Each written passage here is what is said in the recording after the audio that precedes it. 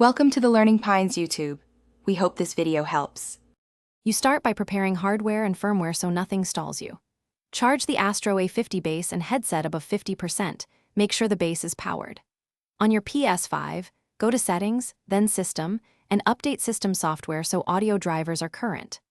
Once done, connect the A50 base to a front or rear USB port.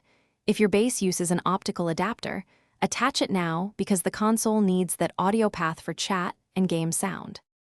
You now establish the link and tell the Ps5 where audio should flow. Pair the headset to the base by pressing the pair buttons until the LEDs confirm connection. This syncs wireless audio. On the Ps5, open Settings, Sound, Audio Output, select the USB headset or Astro device for both output and input so game audio and chat route correctly. Then set console volume to full and use the A50 base or headset mix control to balance game versus voice for the clearest experience. You finish by validating and fixing common issues so sessions are uninterrupted. Test both party chat and in-game audio to confirm chat and game sound are balanced. Speak to confirm mic input.